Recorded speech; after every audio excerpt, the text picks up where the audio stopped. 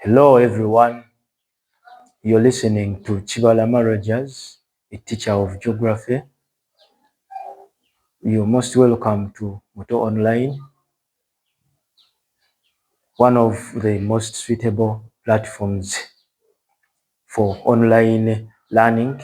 And I once again welcome you. For those who have not yet subscribed, so our channel is open, you can make your subscription. And for further information, you can contact. The number is already on board, so you can make a contact to find out further information about this platform. So in this video,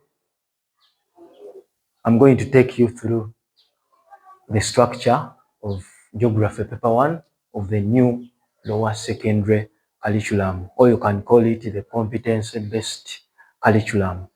So previously, we had looked at item 1 of section A.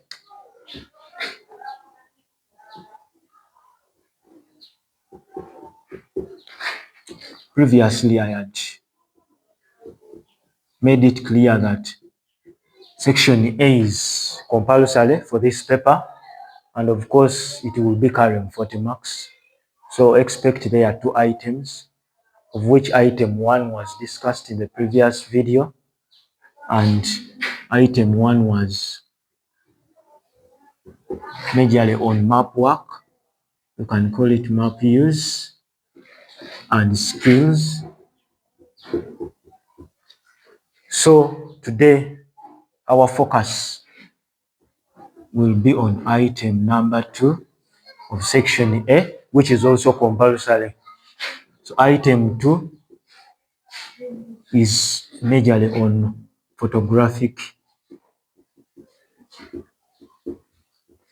interpretation. So without wasting time, allow me to draw your attention to what is embedded or what is expected under photographic interpretation. So in this video, we shall be looking at how items under photographic interpretation are set, where they come from, and what is expected of a student for him or her to handle such a number. So this number, of course, it also needs practice. Just as I talked about map use and skills, it is all about practice. Once you fail to practice, then the number is a gone case. You will lose marks. So we shall be looking at the different aspects under photographic interpretation. The second number in section A, what is required of a student? What is expected of a student, and how does an item look like under photographic interpretation? So without wasting time, we shall be looking at how such items appear in different papers and how to handle them. And you as a student, what do you expect to find under item 2, which is photographic interpretation? So without wasting time, allow me to take you through this. So of course, we shall be expecting, or we expect a number of aspects in this, and one of them is analyzing the photograph. You as a student, you are expected to analyze the photograph, and you may find that a question could be requiring you to draw what we call a sketch. And for this case, we call it a landscape sketch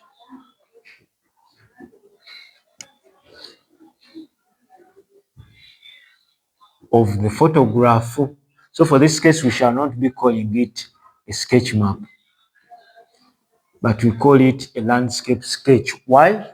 Because for this case, the reason as to why we don't call it a sketch map, here we shall be drawing a sketch, but in our sketch, we shall be putting there pictures, not symbols. That is why it is called a landscape sketch. So meaning that as you are drawing those pictures, they can also be seen from a side. That is why when you entitle your sketch with a sketch mark, then you lose the marks, because here you are going to be using pictures, not symbols. Then two, under photographic interpretation, of course, you need to be expecting, or you need to be having something about the types of photographs. Of course, there are certain types of photographs in geography, so we shall be analyzing them. But what you need to be knowing, there are basically two types of photographs. The first one is ground photograph. The second category, we have an aerial photograph. How are they different? You may find that a ground photograph, this is where a photographer takes or captures features that are on the same level with him or her. That is what we call a ground photograph. But still, you may find that under ground photographs, we also have categories or subdivisions. One of them is what we call the horizontal, ground horizontal photograph. Then the second category is what we call the ground oblique photograph. However, you may find that still under ground horizontal, we also have other subdivisions. We also have other subdivisions. We have what we call a ground general view, as well as what we call a ground close up. So these fall under ground horizontal photographs. How are the two different? The ground general view photograph, it is where the photographer is focusing. First of all, it is where the photographer is on the same level with the features. And on top of that, the photographer or the cameraman is focusing on a number of features. Here, the cameraman is focusing on many features. Then for a close-up, the cameraman or the photographer is focusing on one or a few features. Now for the case of a ground close-up photograph,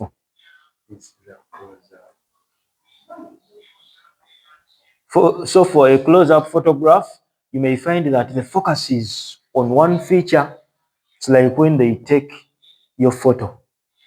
When a cameraman takes your photo, maybe in a studio, that can be termed as a ground close-up photograph. Then under ground oblique photographs, you may find that the cameraman is not standing at the same level with the features he or she is focusing at. But you may find that this person is standing on a raised piece of land or at a certain level that is a bit raised. That is why we have this word oblique. So this person could be standing on a hill, but still on the ground. Because even when you are standing on a hill, you are not in the atmosphere. You are still on the ground, but at a certain level. So this person could be standing on a tall building. It could be a tree. It could be a tower, or any other structure that is higher than the features he or she is focusing on. That is ground oblique. And this is how it is different from a ground horizontal photograph. Now for this case, you may find that the nature of the features also differs.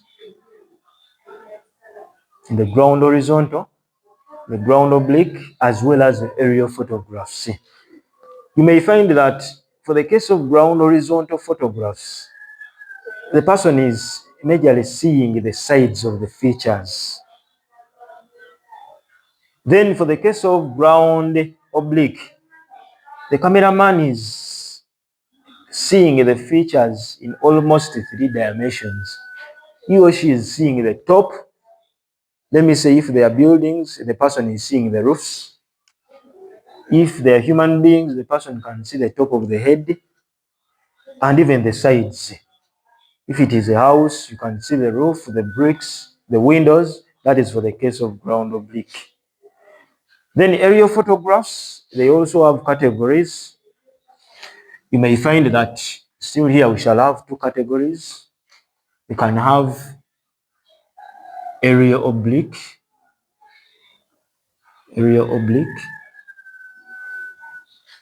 and vertical aerial. Now, for the case of aerial oblique photographs, you may find that they are different from vertical aerial, but all in all, both of them, they can only be captured when the person is standing above the ground. So this person could be positioned in an aircraft, could be a parachute or any other kind of aerial photographs.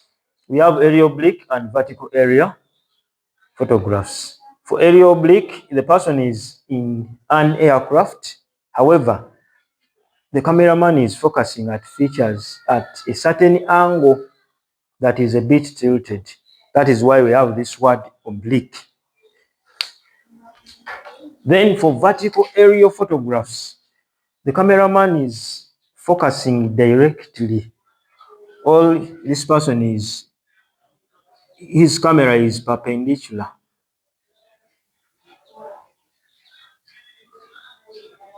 Or you can say at 90 degrees. 90 degrees of focus towards the features.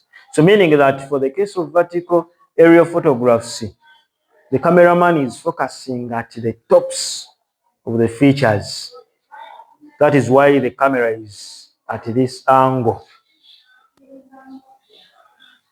So vertical, for you to understand vertical aerial photographs, you can compare them with map extracts. In most cases, when these map extracts are got from certain areas, they normally use the procedure of capturing vertical aerial photographs. That is why you only see the tops of the features, not any other part. So expect the types of photographs. Of course, you should be having some knowledge about the 2 major types and their subdivisions, and how you can easily know that whether it is an aerial photograph or a ground photograph.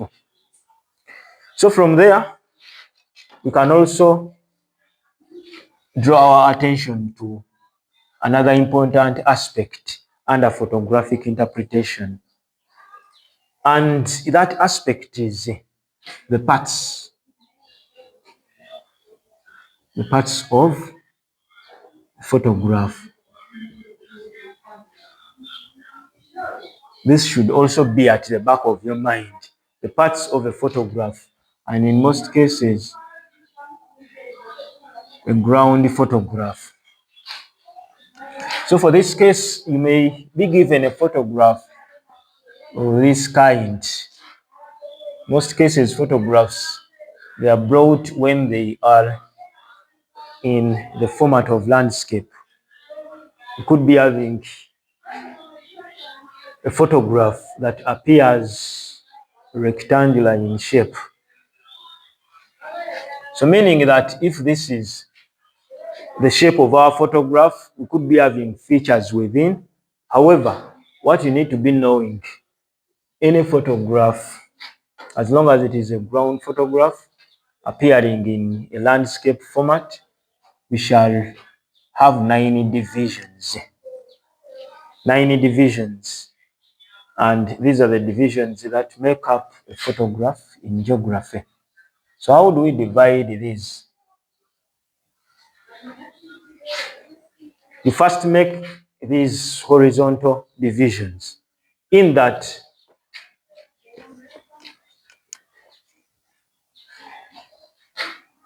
we assume that this is the eye of the camera.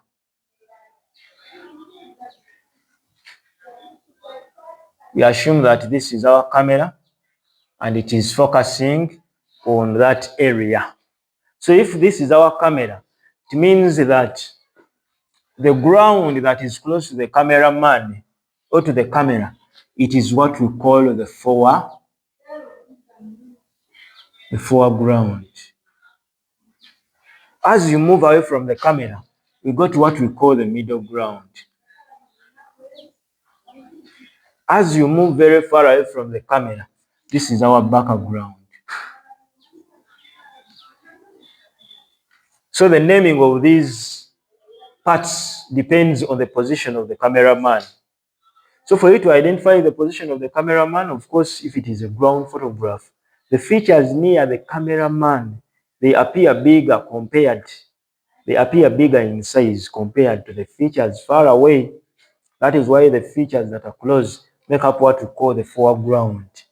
Then as you move further, you go to the middle ground and finally the background. And in most cases, our background can also be having the skyline, where you see as if the earth is ending there and the sky is continuing from there. Then after making those divisions, we shall also have some other divisions of this kind.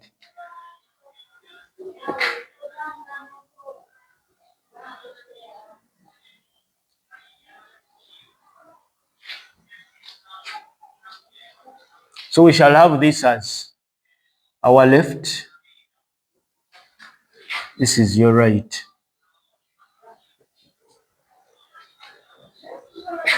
This is the center, or you can call it middle, the middle ground. So this is the left ground, middle ground, and the right ground. So how do we make real naming of these divisions? So you start with this. Let us start from this side. This is our left. So meaning this is our left foreground, left foreground. Then this one, let us first complete left. This is left foreground. This is left middle ground, left middle ground. You can write them in full. This is left background, left background. Then as you move to the center, here we shall have middle foreground, middle ground, or you can say middle ground to avoid repetition. Then this is middle background, middle background. Then as we proceed to the right, this is our right. So we shall be having right foreground, right middle ground, right background, right background. So that is how we can simply name those parts of a photograph. And as you can count, there are already 9 divisions, as it is when it comes to geography. So those are the parts of a photograph, and majorly a ground photograph. So that aspect is also important in as far as photographic interpretation is concerned.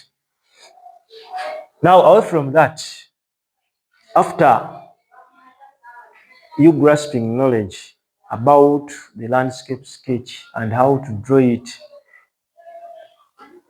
then you look at the types of photographs around an area. Then you look at the parts of a photograph or the divisions.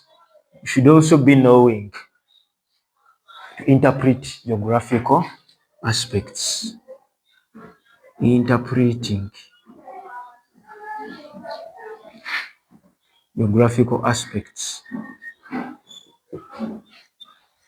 A number of aspects can be manifested on a photograph. However, you should be keen so that you can make accurate interpretations, not wrong ones. You may see grass and you tell us those are flowers, which may not be the case. So you should be in position to interpret aspects. If it is a landform, tell us the kind of landform. And if the question requires you to tell us how the landform came into existence, you should be knowing the processes behind. So landforms could be having volcanic plugs, it could be volcanic mountains, and other aspects. Then if there are land use activities, should be in position to identify them, land use activities. Then the problems.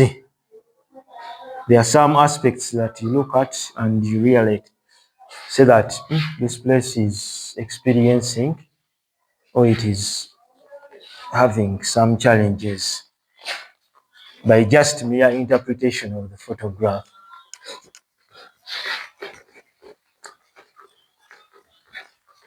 So we can have human aspects and physical aspects on a photograph. So your interpretation should be keen and accurate. So without wasting time, let's look at the topics that can be integrated when it comes to this item of photographic interpretation. So the key topics here, of course, you should be having a keen eye on the formation of major landforms and drainage features.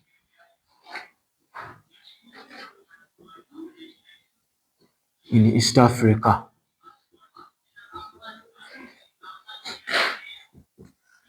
You need to be having knowledge about mining and industrialization. Mining and industrialization. Then don't forget about this topic, forests, forestry, and forest resources.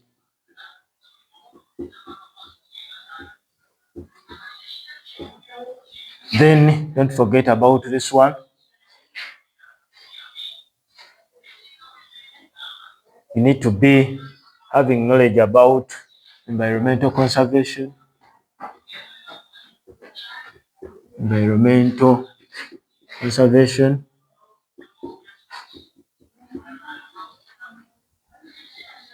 then you should also be having knowledge about the sustainable use of fisheries resources, sustainable use of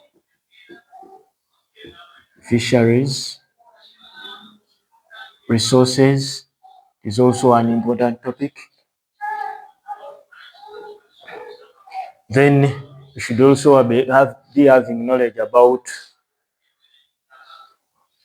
tourism and wildlife conservation. Be having knowledge about tourism and wildlife conservation. Those are some of the key topics to look at more so when it comes to photographic interpretation. So this part still requires practice, just as I shared with you in the previous video. In map work, you need a lot of practice. The same applies to photographic interpretation. You should be exposed to a great deal of photographs so that you can excel and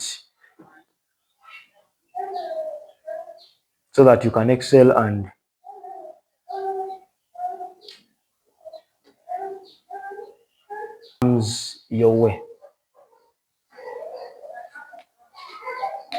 So that is under the structure of the geography paper.